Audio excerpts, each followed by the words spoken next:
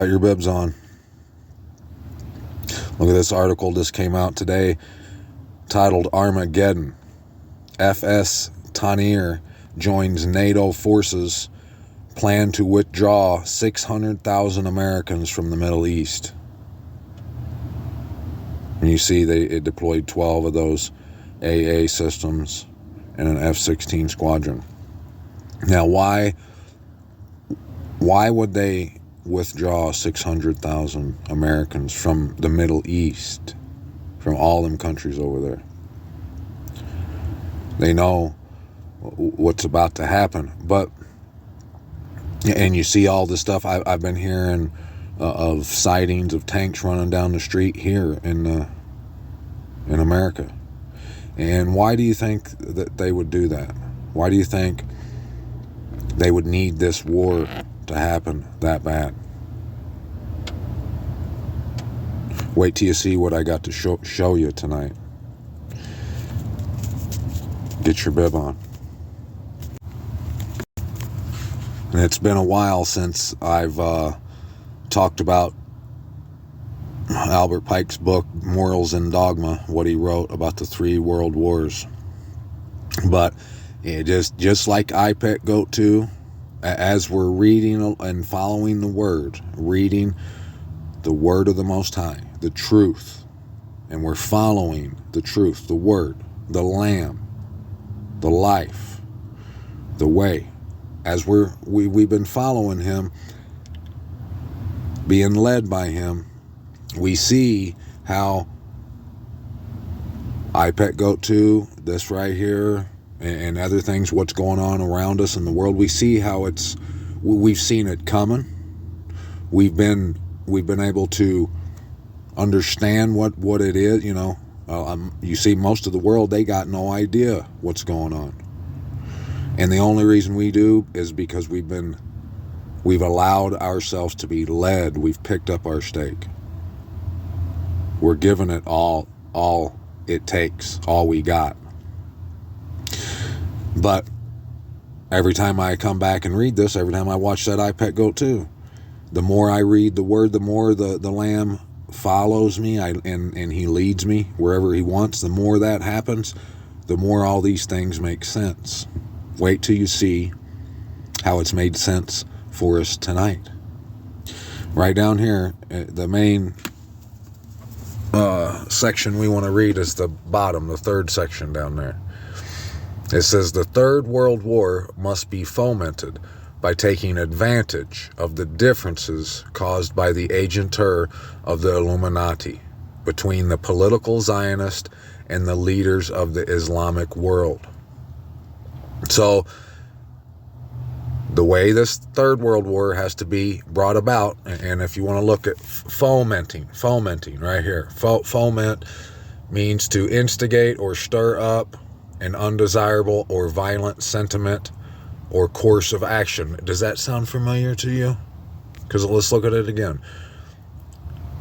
The way they want that,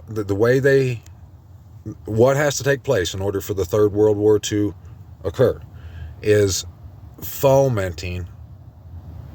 They must foment by taking advantage of the differences. They take advantages of the differences caused by the agentur of the Illuminati between the political Zionist and the leaders of the Islamic world. To instigate or stir up an undesirable or violent sentiment. Doesn't that sound like that word? Kind of rhymes with sentiment a little bit. But you see how that's what it is. They got all these different laws and like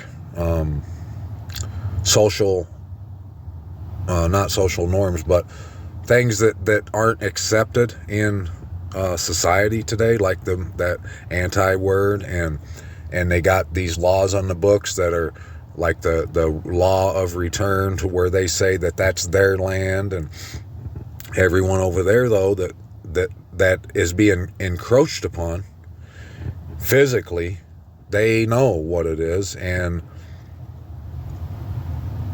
That whole deal. Why do you think the Middle East has been a powder keg? There's only one reason, and it's the image of the beast. That's why. So they fomented that by taking advantages of the differences caused by the agenter of the Illuminati between the advantages of the differences between the Zionist and the Islamic world. The war must be conducted in such a way that Islam, the Muslim Arabic world, and political Zionism, the state of Israel, mutually destroy each other. Now, does that sound like a probability? And, I've been saying for a long time that that's probably where it would all pop off. Well, you can see that that's all coming to fruition, and how and how that war that we're about to see pop off has came about is exactly it came about by fomenting the differences, taking advantage of the differences, everything we just read. This Albert Pike here, for those of you who don't know, the people that run this world and that do all these things that you see going on in the world, this is who they look up to. They read this book. I mean, this is their script, if you will. Meanwhile, the other nations, as they're doing that in order to cause the Muslims and the Zionists to mutually destroy each other at that time, the other nations, once more divided on this issue, will be constrained to fight to the point of complete physical, moral, spiritual, and economical exhaustion. Does that sound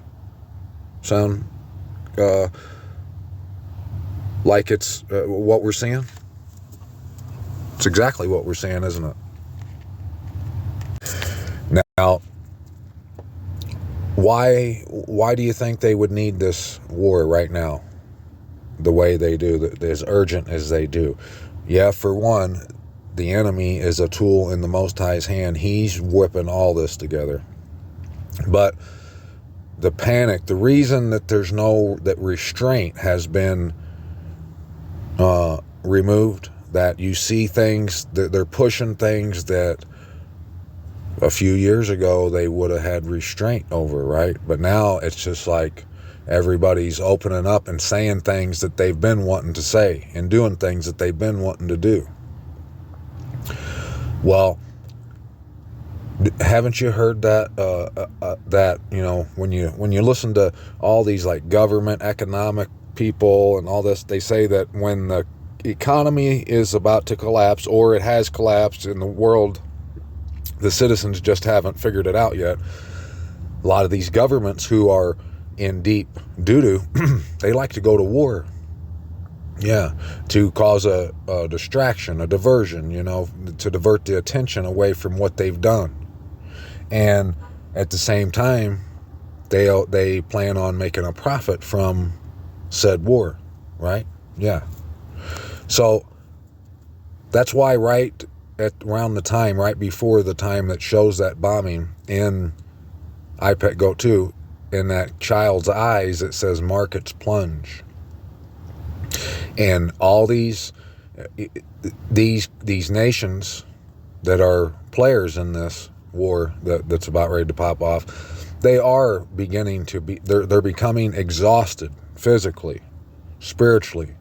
They've had enough. That's why they keep saying enough is enough, because we're reaching a point, definitely of no return, but a point to where things just open up. That's why it says that Babylon will fall in 1 hour, because it's when it gets to that point, everyone's going to start the green light. That's why on iPet Goat 2 that tank has a green light on its head. They'll get the green light. Okay. An economical exhaustion. We shall unleash the nihilist and the atheist. Those are people like Gil Bates, who has he's foaming at the mouth to wipe lots of people out. That's why in I Pet Goat 2, and we'll go check that one part out real quick. In that, in the part where it shows the destroyer, the little blue guy up in that like cage thing, he's spinning around, and his face mask keep changing from one thing to like the plague looking mask, and he's doing his little dance of destruction, and there's waves come up underneath him out of the floor. That means the sea. That means that mass destruction is going to take place. Massive loss of life.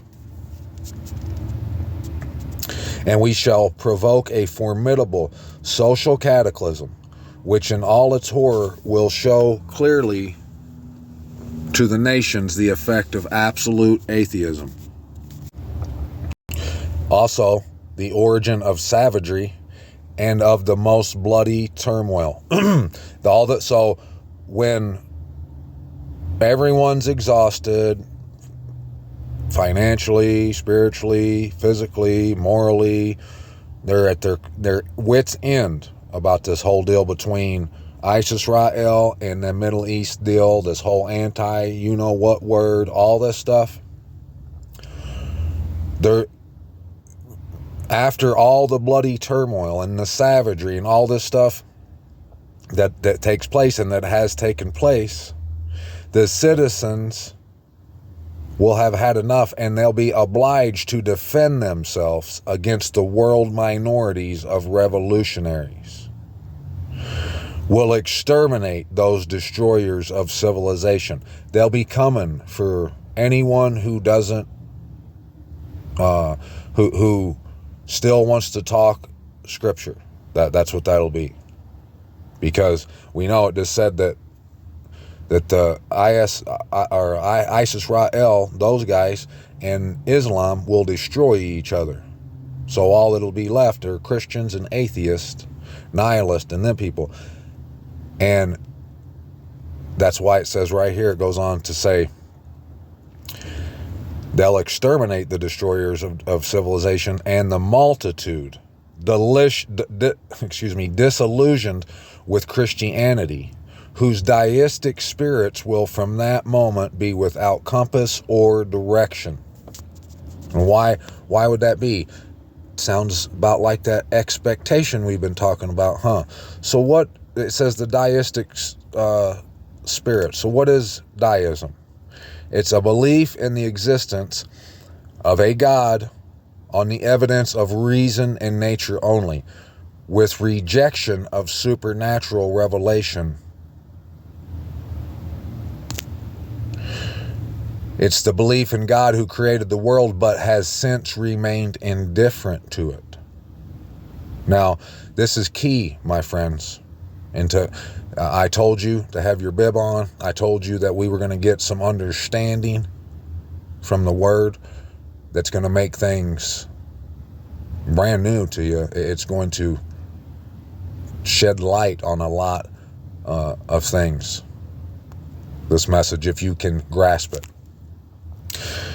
Deism, derived from the Latin term deus, meaning God, is a philosophical position and rationalistic theology that generally rejects revelation as a source of divine knowledge and asserts that empirical reason and observation of the natural world are exclusively logical, reliable, and sufficient to determine the existence of a supreme being. So, right here, you should be getting a good idea of what it meant, and when Albert Pike wrote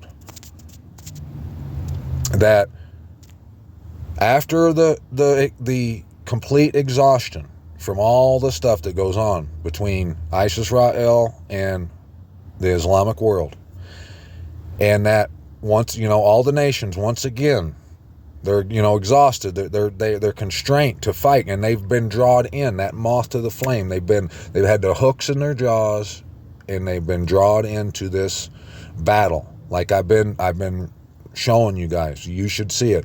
The way these people are supporting, and the way that they've got that fake whatever it is about them. It's that mark of the beast, that open wound that's festering, that could be healed, but they won't allow it to be healed. That's where they're headed. They're headed into You know, it's suicidal. They're headed to death boldly now, like no restraint. They want it bad, right?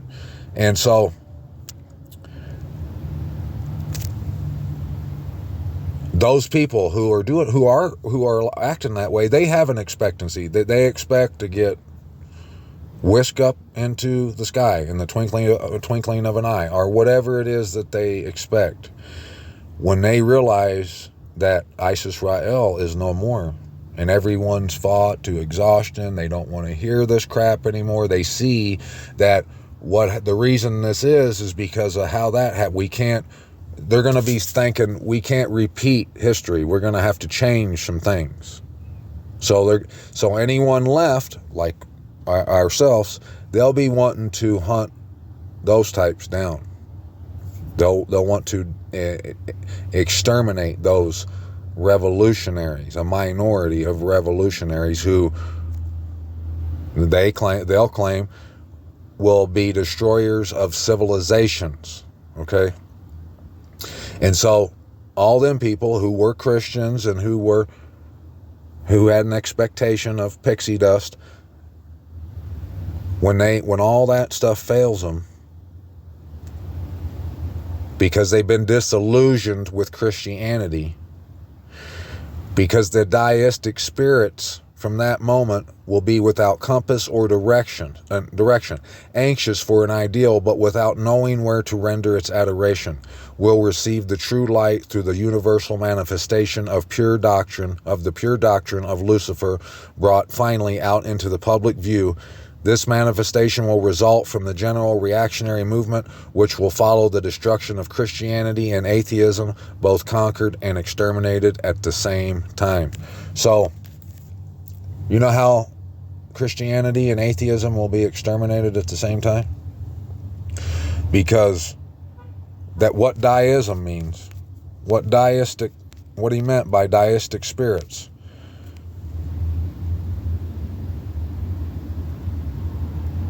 is it's the word best used. It should be used for the nature of society today, the nature of believers, the way what their faith looks like. You can describe it with the word deism or deistic. Okay? Because right here, Christian deism is a standpoint in the philosophy of religion stemming from Christianity and deism. It refers to deists who believe in the moral teachings but not the divinity of the Messiah. And it's bigger than that. They'll tell you they believe in the Most High, right? But their actions, they don't believe in anything, any miracles, anything supernatural happening like this good news. The philosophy adopts the ethics and non-mystical teachings of Jesus while denying that he was a deity. Scholars of the founding fathers of the United States have tended to place the founders' religion into one of three categories: non-Christian deism, Christian deism, and Orthodox Christianity. So, right down here somewhere, like Thomas Jefferson, it said that he often said the words like nature's God, and he used those words in the Declaration of Independence. What kind of believer he was he didn't believe in miracles. He didn't believe in anything significant was going to happen to him in his life, like this good news. Like because they're deistic, okay? And when they see all that's gone, all of their expectations gone, they'll throw Christianity down on the ground like most of us have a long time ago. And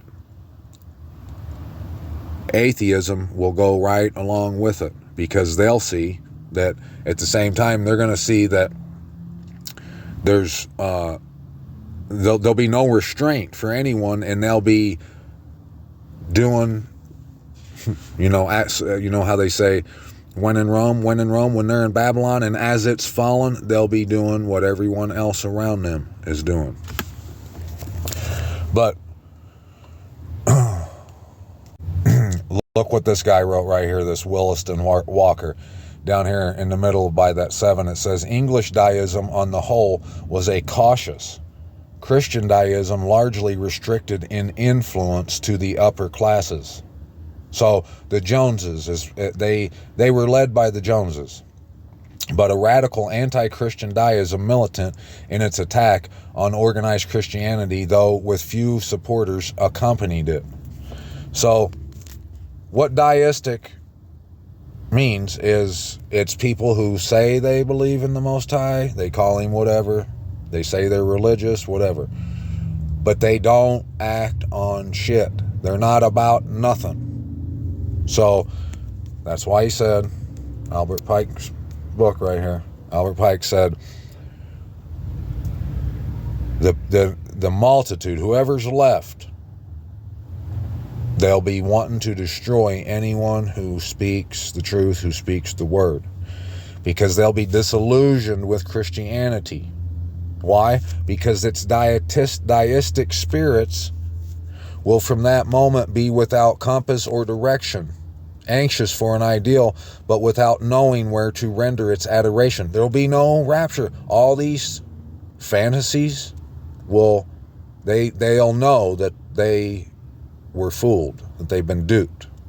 So the only place left to turn, at the very end, there's going to be those of us who have followed the Lamb, and we understand what truth is, and that's the side of the tracks that we're on. Anyone else they'll be lost, and they'll run to the only thing that still supports things like the Joneses and stuff like that, money, and that'll be Lucifer, the enemy. Yes. So who does that leave? What does that tell you? If we just read that Albert Pike's plans and his plan is the plan for all the enemy. Their plan is to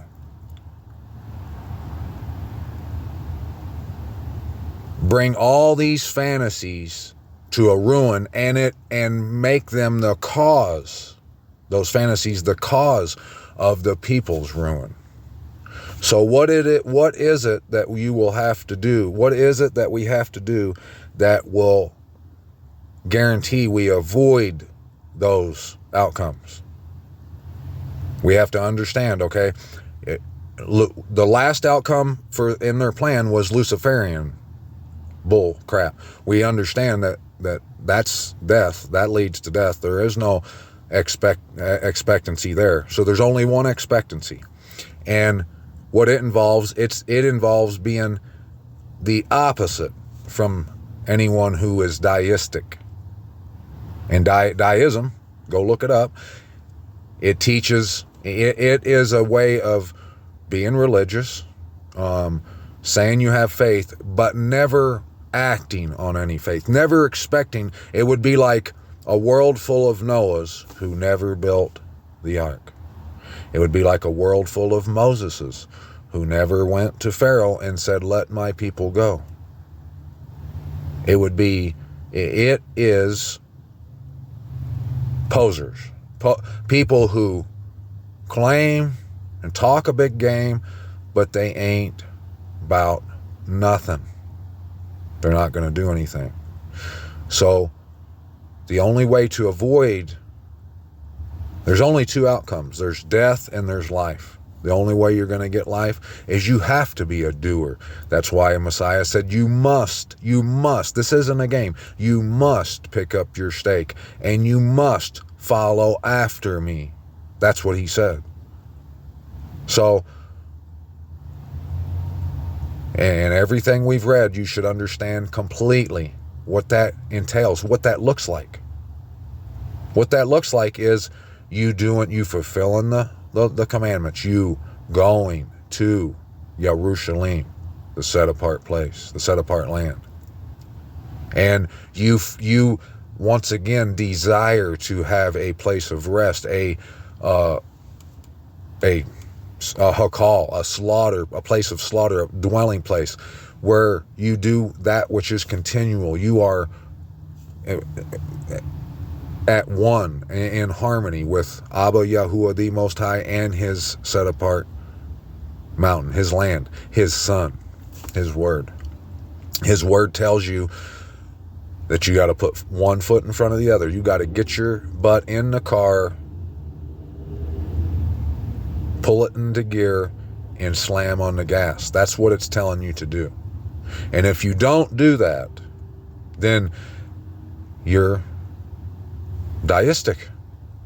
You're not putting your childlike faith into action. And as a matter of fact, you don't even have any childlike faith. So basically, to sum it up, long story short, the plan is to convince everyone to not follow what the word says, to not actually act and do what the word says. And that's that trap. That's why all these things are the way they are. They're all designed to destroy you. And the only way out, away from destruction, is to not only read the truth and know the truth, but you have to do the truth. That's why, matter of fact, let's go watch the portion of I Pet Goat 2, and then we'll come back and we'll get Esdra 3. Okay, now watch this. Watch the child's eyes right after that explosion happens. I guess it was back a little bit. Here we go. Market's crying.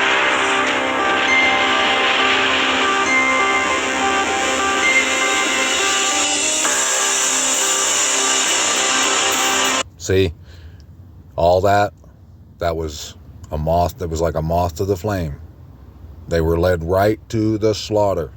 All these people who have been hoodwinked.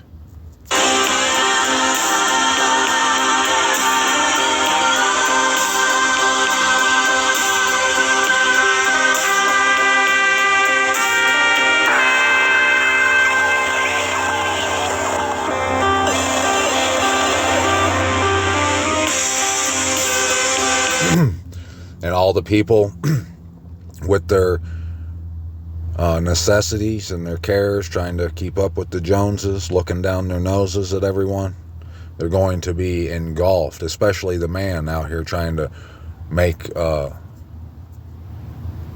shopping money, you know, to keep the dream alive, the American dream. You know, it's going to destroy everyone. And that's why here in a minute you're going to see Messiah flying up out from all the people in the business suits, and it's just going to wipe all them people out, because they're not looking for the truth. Like I just said, the only way to survive is to go begin to desire your resting place.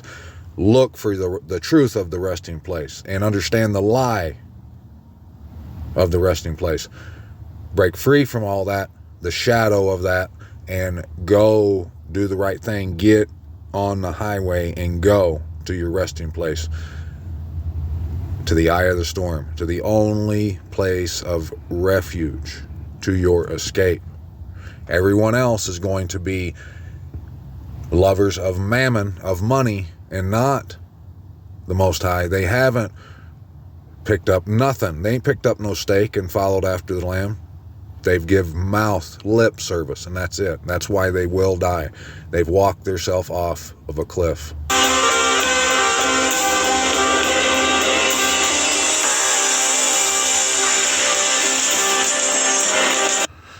So what that tells me right there is she's waving a white flag. The tanks are coming in with the green light. And right then you see the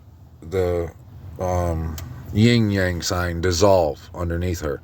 So that tells me that Isis Ra'el, it will be whatever, like their plan, their idea to make that theirs, or whatever it is, all that stuff is going to dissolve, right? And You'll probably hear something about peace right before the beginning of 2024. You'll probably think, oh, it's going to be over. And right when you do, that's when death's going to tap you on your shoulder and be like, not so fast, buddy. You got to be quicker than that.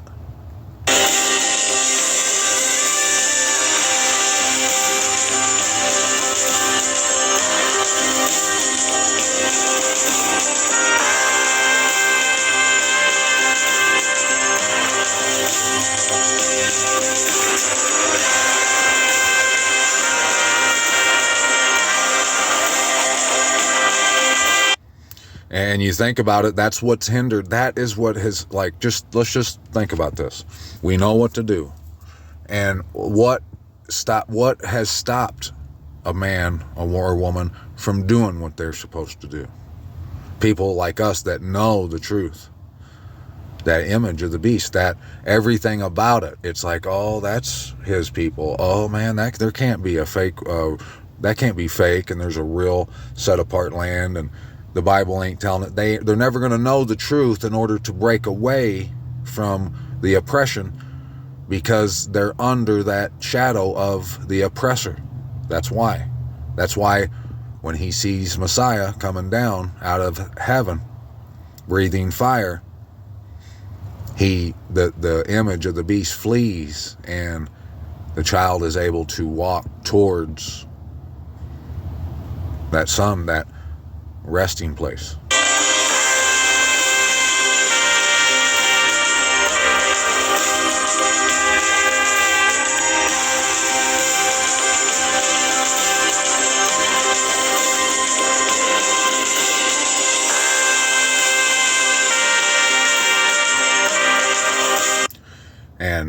And during the destruction, as the truth's coming out of people's mouths, during the destruction, there will be fish. There will be those birds that fly away together, and the fish that come out of the sea of Sodom.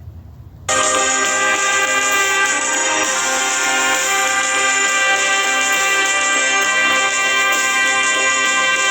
I don't want to show that. And from that, from the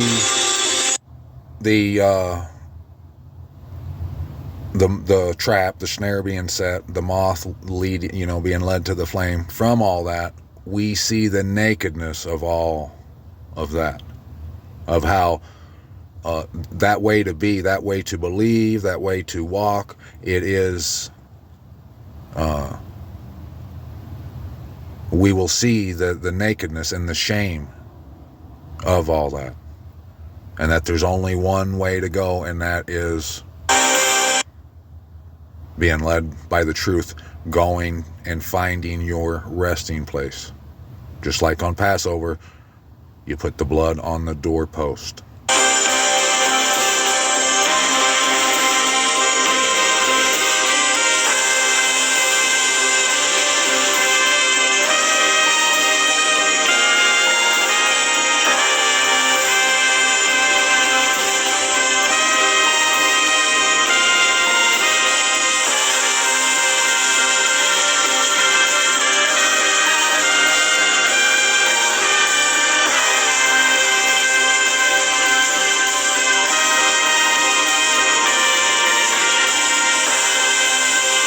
And this part here just gives you a little idea of what mechanisms are going to be used in the destruction of everyone, because you see the waves under his feet, they pop up. That's letting you know, that's talking about the sea of the people.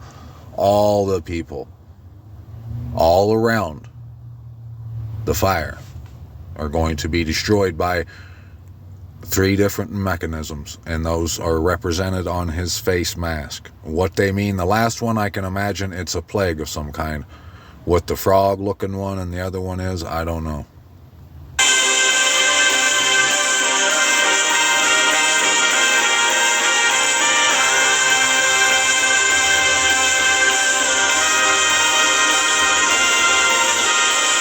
And then right there, right when all the destruction is done and light finally, right when as light is breaking forth completely and there is no more shadow, You seen the camera shake. So do with that, do with it what you will.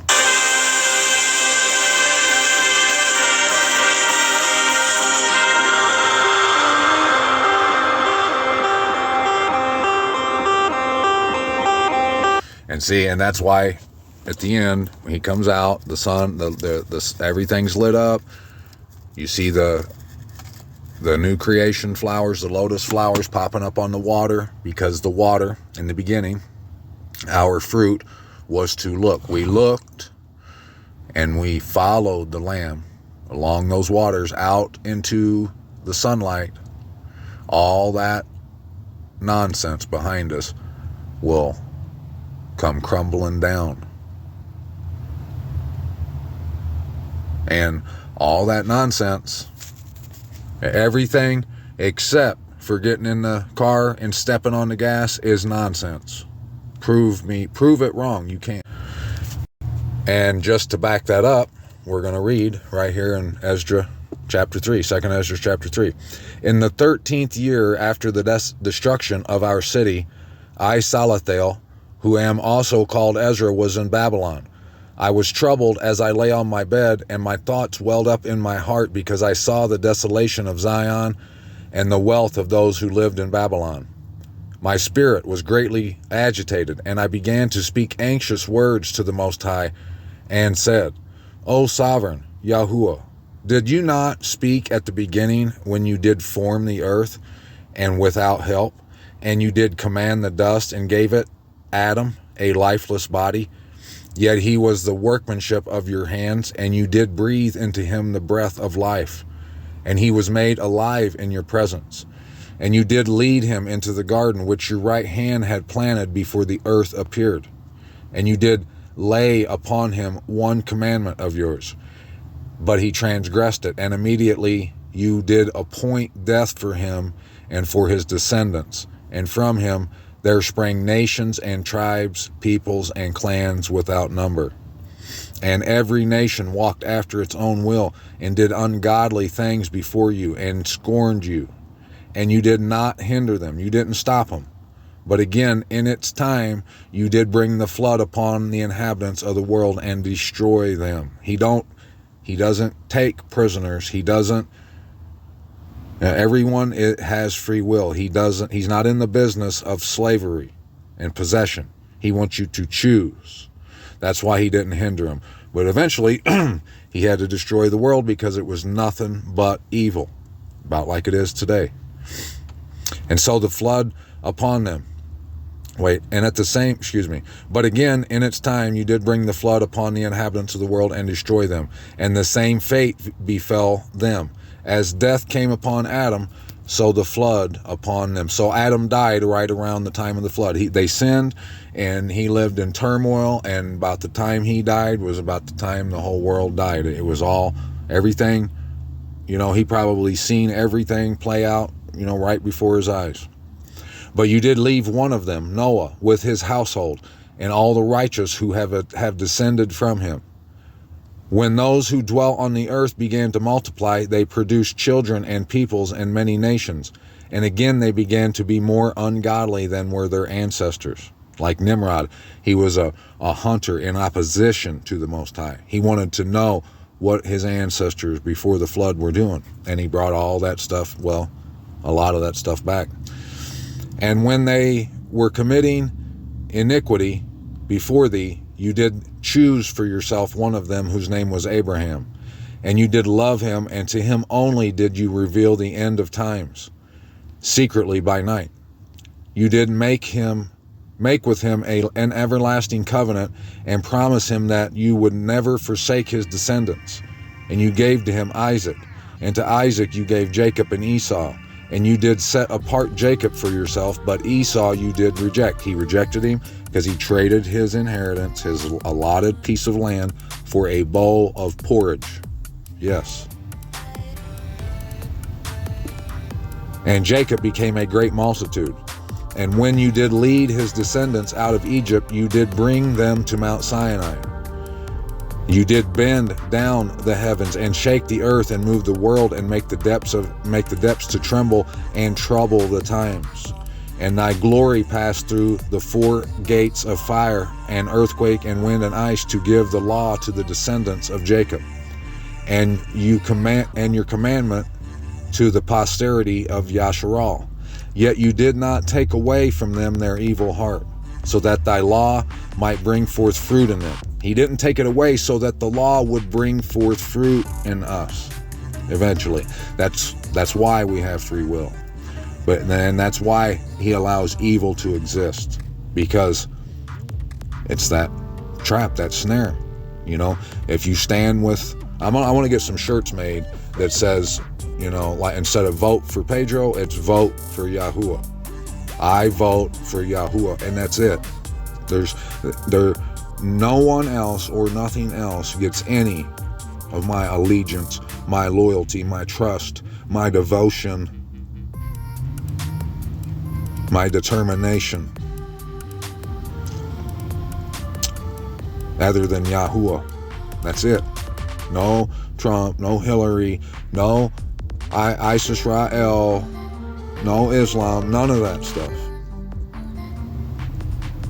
The truth is where we have to turn to. Yet you did take away from them their evil heart.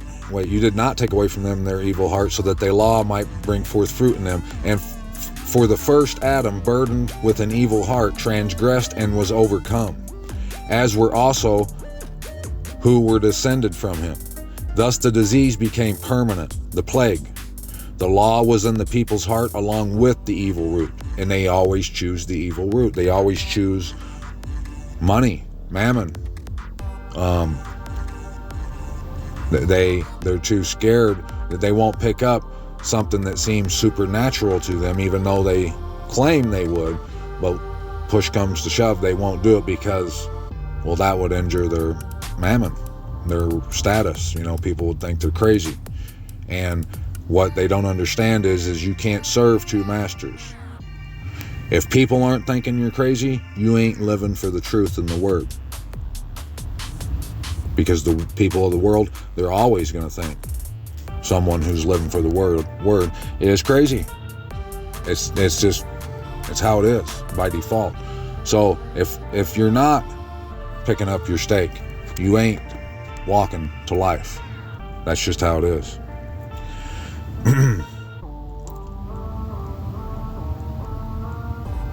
The law was in the people's heart along with the evil root, but what was good departed and the evil remained.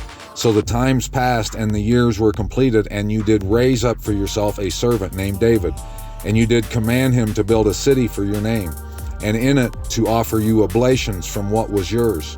This was done for many years, but the inhabitants of the city transgressed in everything, doing as Adam and all his descendants had done, for they also had the evil heart. So you did deliver the city into the hands of your enemies. Then I said in my heart, are the deeds of those who inhabit Babylon any better?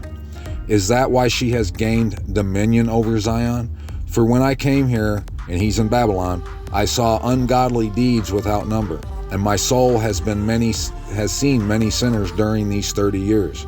And my heart failed me, for I have seen how you do endure those who sin. So his heart failed him, okay?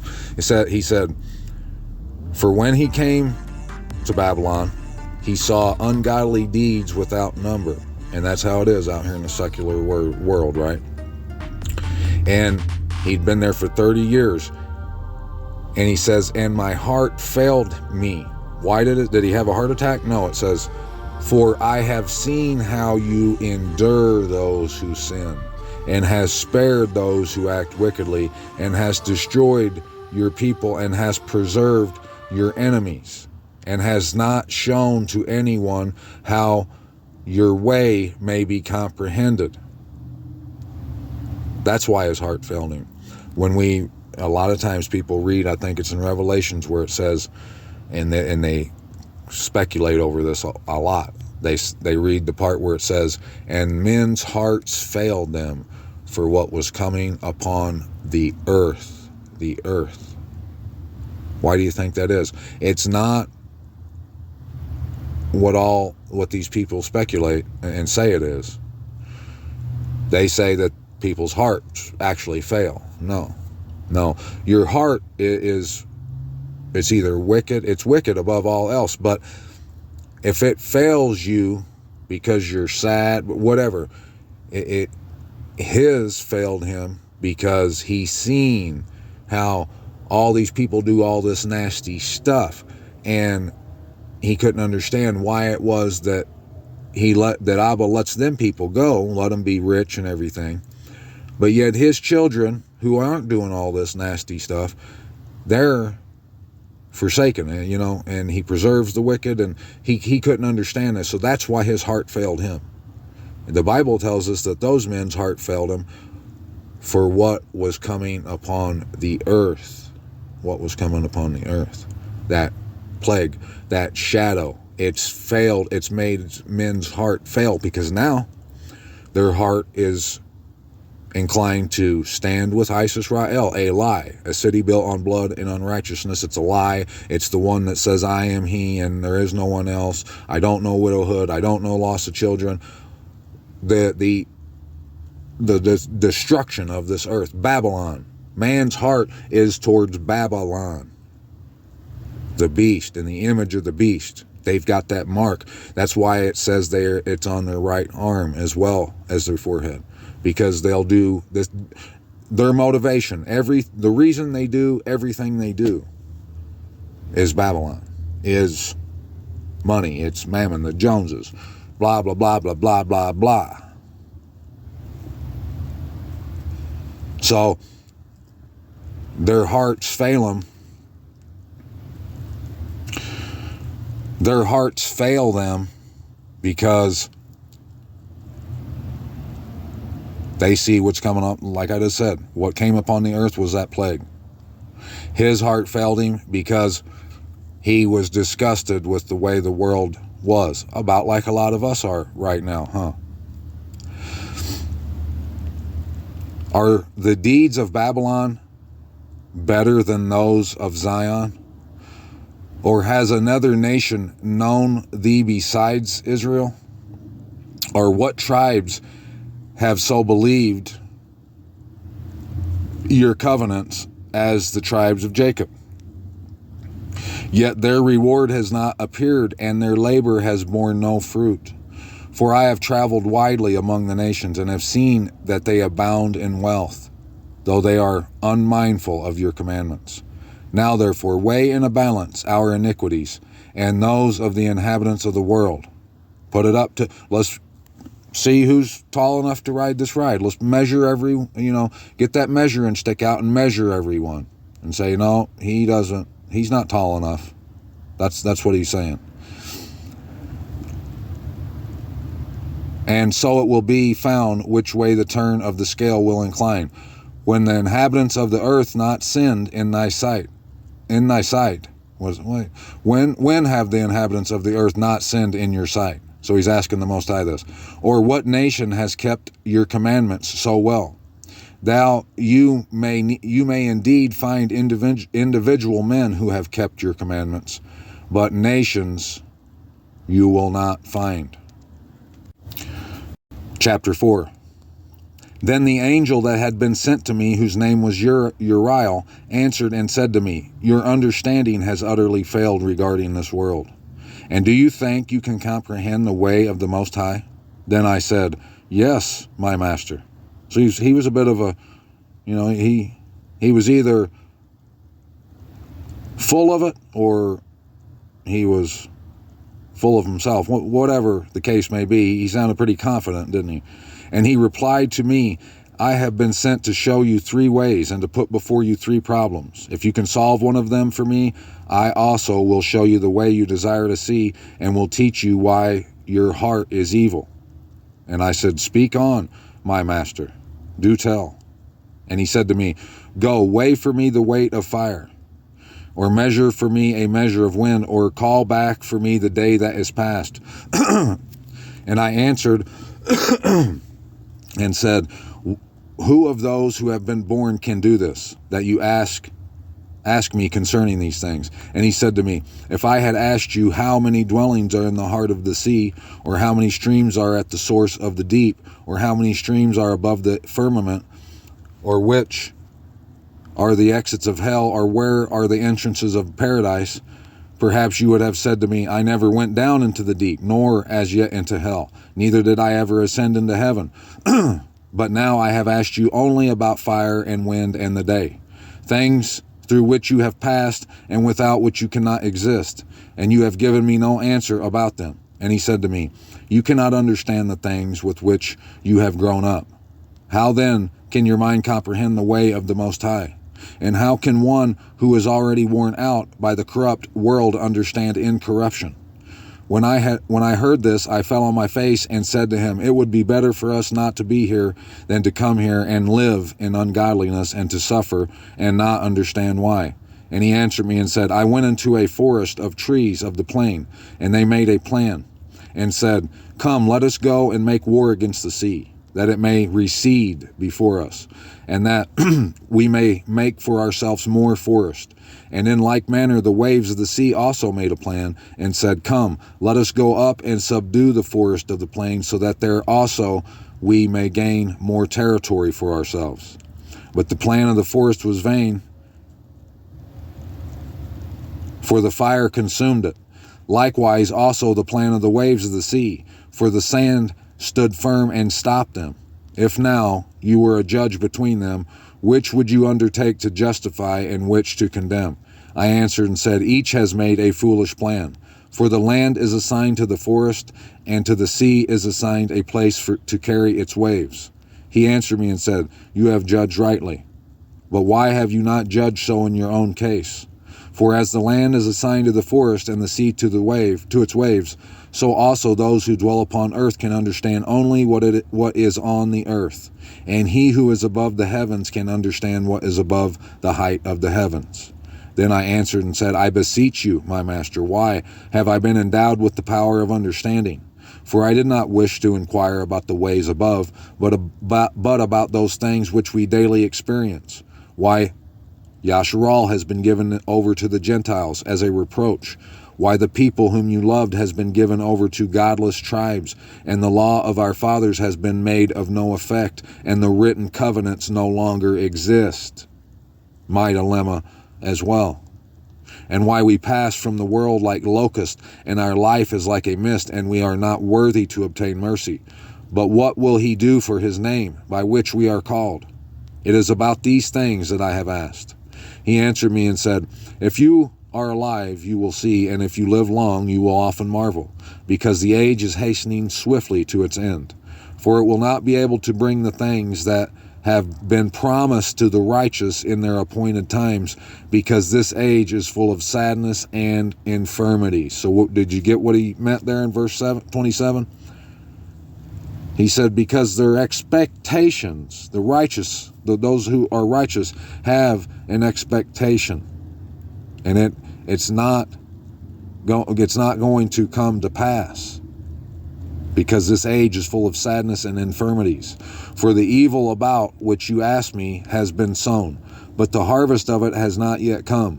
If therefore that which has been sown is not reaped, and if the place where the evil has been sown does not pass away, the field where the good has been sown will not come. For a grain of evil seed was sown in Adam's heart from the beginning, and how much ungodliness it has produced until now, and will produce until the time of threshing comes. Consider now for yourself how much fruit of ungodliness a grain of evil seed has produced. When heads of grain without number are sown, how great a threshing floor they will fill. And look, and that's how you can know that we're in the time of the threshing. Look at the threshing that's going on. This didn't happen before, did it? Yeah, people chose sides, but now you can see that it's being forced. There's a line, clear line being drawn in the ground. And the enemy, death, is knocking on everybody's door, and it's saying, get over here. Otherwise, you're an anti-you-know-what, who are you? All this. Lock him up, cut his head off, whatever.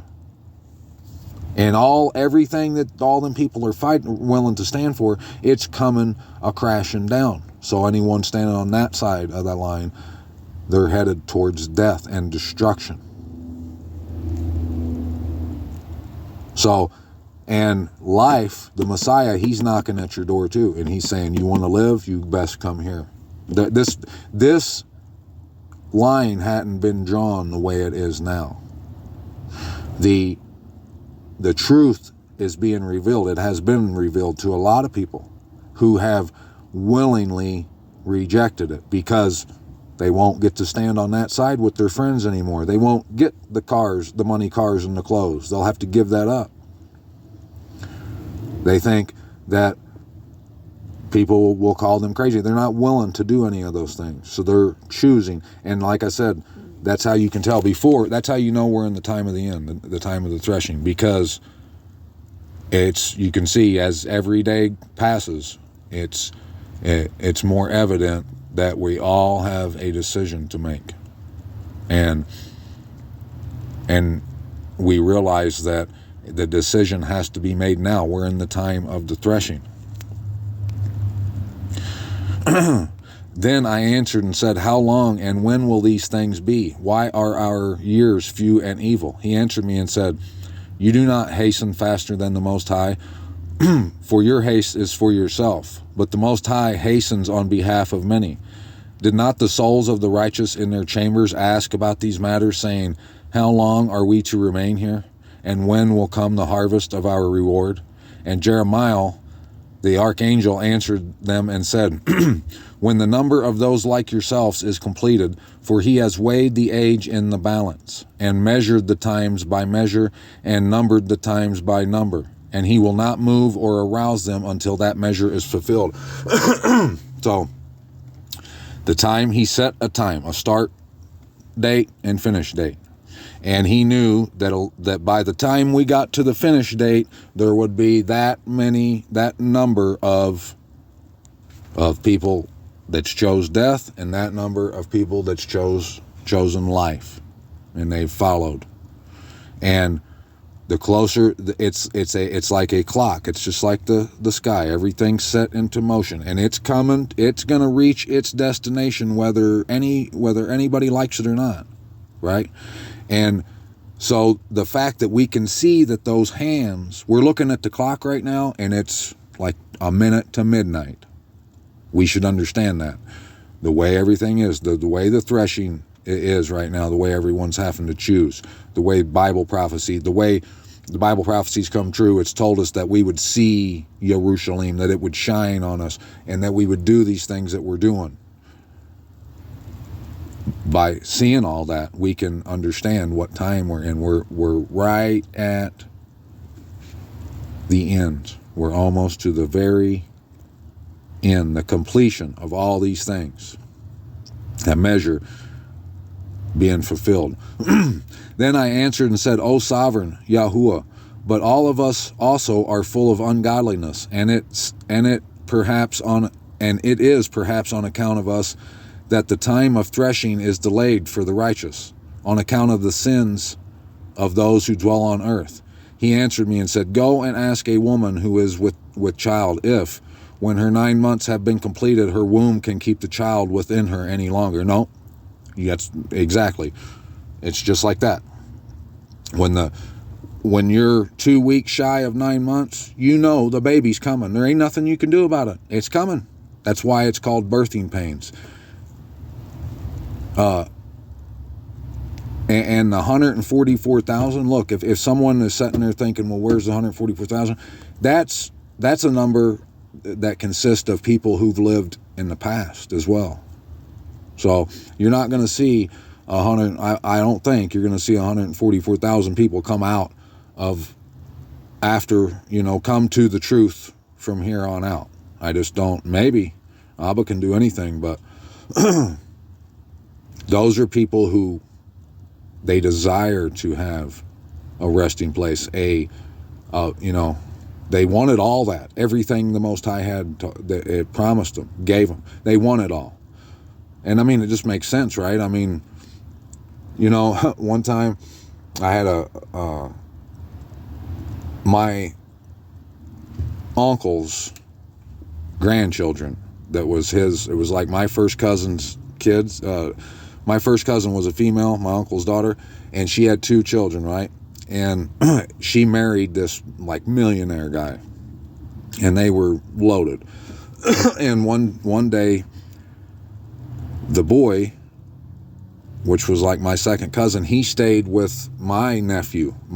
He spent the night with my nephew, and I went over there. It was like on a Sunday morning, and I was messing with them one morning, and they were still in bed. They were just waking up, and his dad showed up while I was there, and he said, and he had a smile on his hand and on his face, and he had a set of keys in his hands. And the boy Michael was like, he just turned 16, and he said, "Michael, come on outside. I got you a present." and Michael was this rude, like, man, he was spoiled rotten, and he just like, I don't think he cussed his dad, but he was like bitching at his dad, like, "I don't want to." And he said, "I got something for you." And he wanted to keep it a surprise, but the boy wouldn't get up off of the bed to come look outside to see what he had. And I looked out there, and there was a brand new Mustang sitting in the drive. I'm not kidding you. And short story, long story short, he never did go outside. He told his dad to take that Mustang and stick it up where the sun don't shine, basically. Because he never did get it. The man got mad, stormed off. I mean, and who wouldn't? And drove it back. And that boy, the next thing, his first car was a beater with the heater, for sure. You know what I'm saying? And he was so, it would have been like me, I'd be happy to bring my son a nice gift too. And then to come and find out that your son don't want nothing to do with it. What kind of person does that make you? Well, the Most High has given us the ultimate gift. The gift that surpasses all gifts. The gift. I want mine. Here I am. That's why it says in Ezekiel that the man's hand, he's seen what the appearance of a hand underneath of the spirits, the cherubim with the wheels within the wheel, trying to catch those coals that came from the throne of the Most High. They want to be at the throne. They want their inheritance. I want mine.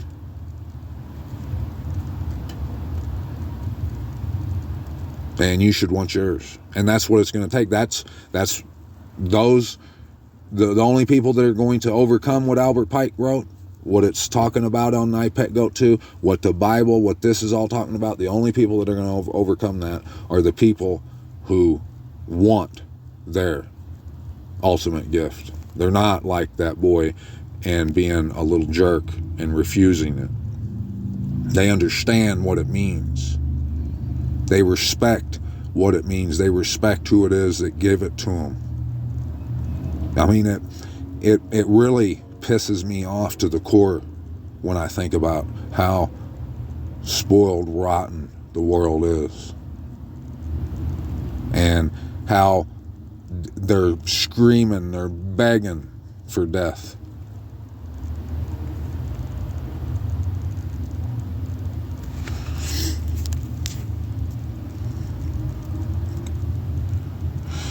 He answered me and said, "Go and ask a woman." Oh, I just read that part to you. And I said, "No, my master, it cannot." And he said to me, "In Hades, the chambers of the souls are like the womb. For just as a woman who is in travail makes haste to escape the pangs of birth, so also do these places hasten to give back those things that were committed to them from the beginning. Then the things that you desire to see will be disclosed to you." I answered and said, "If I have found favor in your sight, and if it is possible, and if I am worthy, show me this also, whether more time is to come than that has passed, or whether for us the greater part has gone by. For I know what has gone by, but I do not know what is to come." And he said to me, "Stand at my right side, and I will show you the interpretation of a parable." The reason he said to stand at my right side? Stand on the side of truth. Follow truth, and you'll know. these things that you need to know. So I stood and looked, and behold, a flaming furnace passed by before me. And when the flame had gone by, I looked, and behold, the smoke remained. And after this, a cloud of water passed before me, and poured down a heavy and violent rain. And when the rainstorm had passed, drops remained in the cloud. And he said to me, consider it for yourself. For as the rain is more than the drops, and the fire is greater than the smoke, so the quantity that has passed was far greater, but drops and smoke remained. Then I prayed and said, do you think that I shall live until those days, or will be alive in those days? He answered me and said, concerning the signs about which you ask me, I can tell you in part, but I was not sent to tell you concerning your life, for I do not know. So what he meant by how much time, Ezra asked him how much time's left, or how much time has passed. He said, it's just like a flame went by and all he saw was smoke. A cloud went by and it rained all its rain out, and all that was left was a few drops. So in the grand scheme of things, we're at the very end. We're knocking on end's door. And just like a 9-month pregnancy, just like your alarm going off, just like the sun rising, it goes around, and right before it rises, it's dark, and then it turns into daylight. We're right at that precipice, at the end of all these things. I'm just going to read a little bit of 5 just so you can see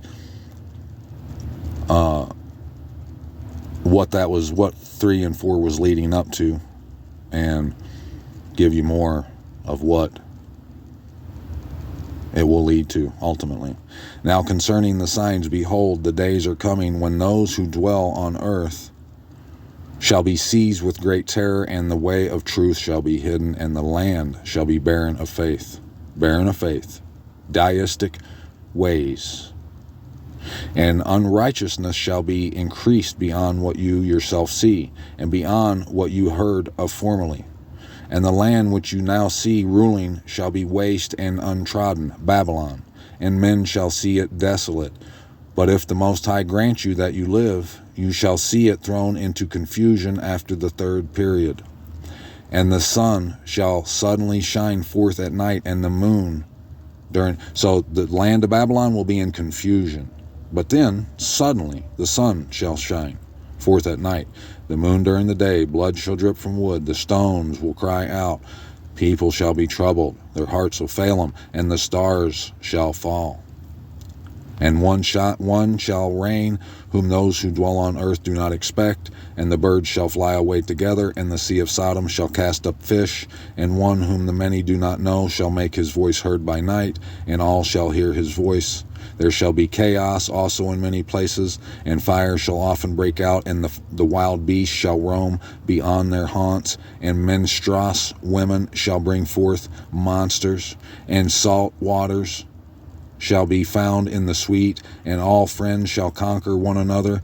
Then shall reason hide itself, and wisdom shall withdraw into its chamber. That's done happened. We're already past that. And it shall be sought by many, but shall not be found. Yep. And unrighteousness and unrestraint shall increase on the earth. Yep. And one country shall ask its neighbor, has righteousness or anyone who does right passed through you? And it will answer, nope. Not me, not today. And at that time men shall hope but not obtain. They shall labor, but their ways shall not prosper. These are the signs which I am permitted to tell you, and if you pray again and weep as you do now and fast for 7 days, you shall hear yet greater things than these. Now, I hope you stay tuned for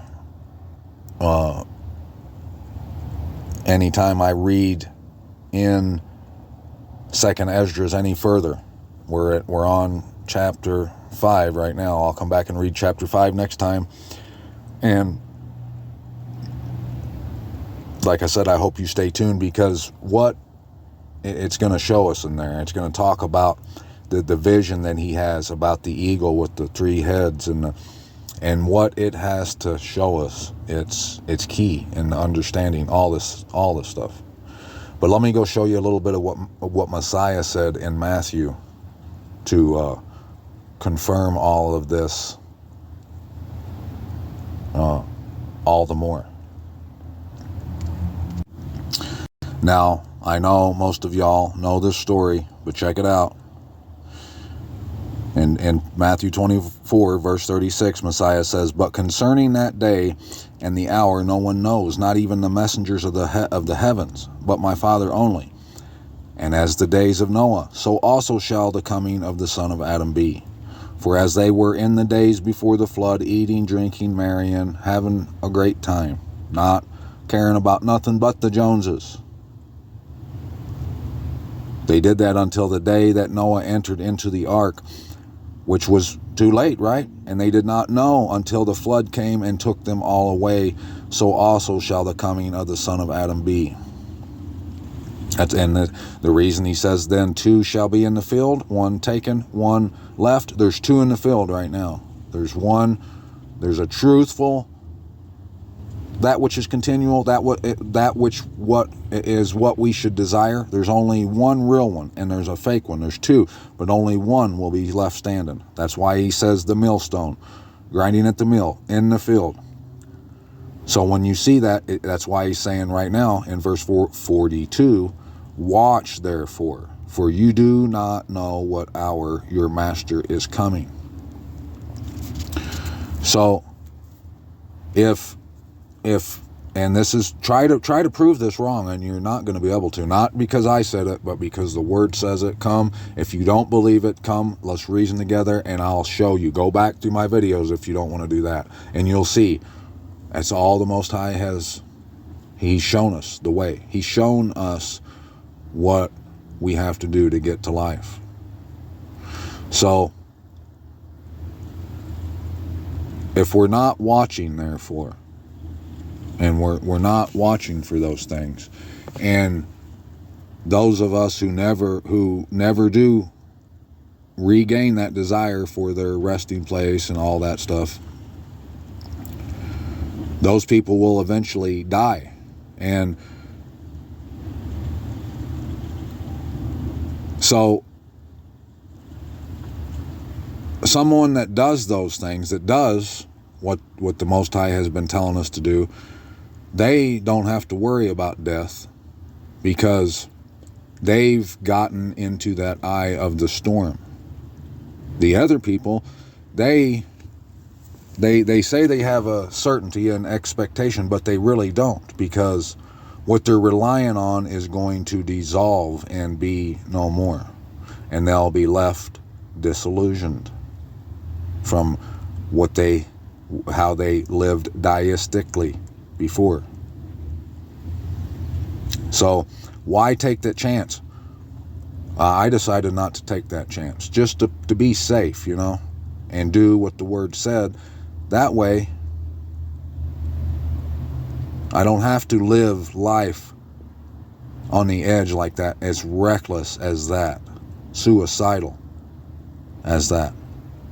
I don't want to die. I want to live.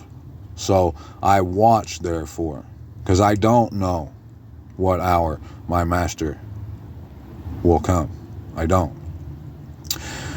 Because of this, be ready too, for the Son of Adam is coming at an hour when you do not expect him. The Son of Adam, has he came? Yeah, he's showing you himself right now, and you're either ready for him or you're not, huh?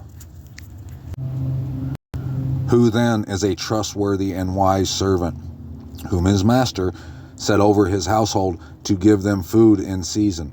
Blessed is that servant whom his master, having come, shall find so doing.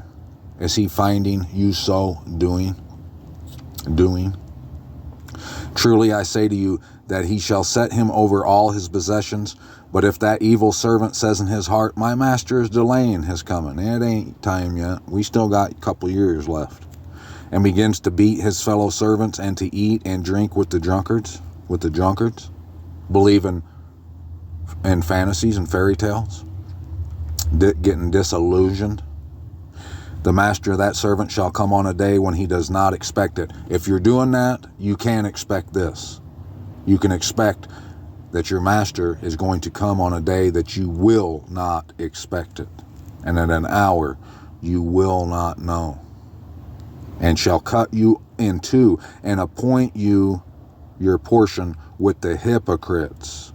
There shall be weeping, gnashing of teeth. Yes. That's why he says that the reign of the heavens shall be compared to 10 maidens who took their lamps and went out to meet the bridegroom.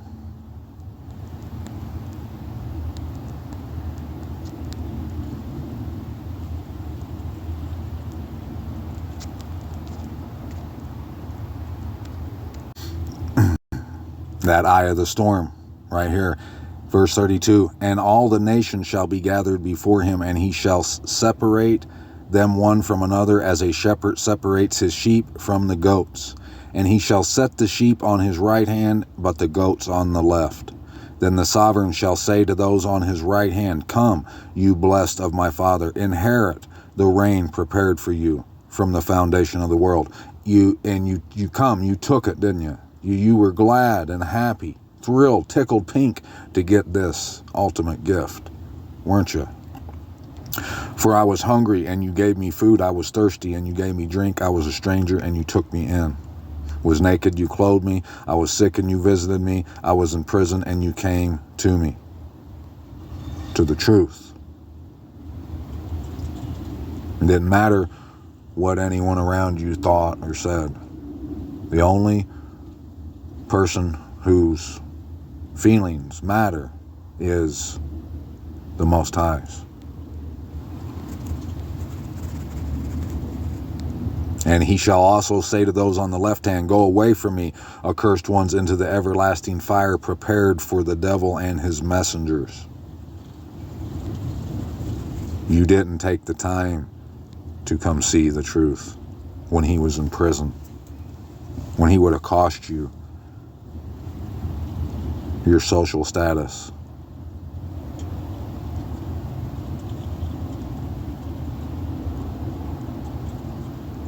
And all these shall go away into everlasting punishment, but the righteous into everlasting life. Revelations 19:9. And he said to me, right blessed are those who have been called to the marriage supper of the Lamb. And he said to me, these are the true words of the Most High. And I fell at his feet to worship him, but he said to me, see, do not do it. I am your fellow servant and of your brothers who possess the witness of Yahusha. Worship him. For the witness of Yahusha is the spirit of prophecy. The spirit of prophecy. That means if you have the witness of Yahusha, that means you're spitting Yahusha. You're spitting the word, the way, the truth, and the life. And you're doing the way, the word, the truth, and the life. And I saw the heaven opened, and there was a white horse, and he who sat on him was called trustworthy and true, and in righteousness he judges and fights, he slices and he dices. And all knees shall bow before the truth. And his eyes were as a flame of fire. He sees through all the lies. And on his head were many crowns, crowns of remembrance of the Hakal, 12 to be in fact, having a name that had been written, which no one had perceived except himself, and having been dressed in a robe dipped in blood. Robe means righteousness. His righteousness was dipped in blood, and his name is called the Word of Yahuwah. Was he not dipped in blood and used to destroy? Yes, his word was. And the armies in the heavens, dressed in fine linen, white and clean, followed him on white horses. And out of his mouth goes that two-edged sharp sword, that with it he should smite the nations. All knees shall bow, and he shall shepherd them with a rod of iron. And he treads the winepress of the fierceness and wrath of El Shaddai. And on his robe and on his thigh he has a name written, Sovereign of sovereigns, master of masters, get on your knee, one way or the other. And I saw one messenger standing in the sun, and he cried with a loud voice, saying to all the birds that fly in mid-heaven, come and gather together for the supper of the great Most High. Those birds that fly away together, maybe that's who this is talking about. And why did he call them to gather together? To eat the flesh of sovereigns and the flesh of commanders, of strong ones, of horses and those who sit on them, and the flesh of all the people, free and slave, both small and great.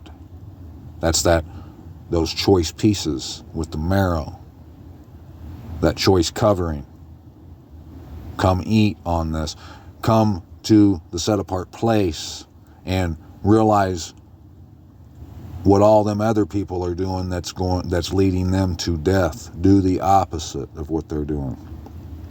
And I saw the beast and the sovereigns of the earth and their armies gathered together to fight him who sat on the horse and his army. And his army, who's his army?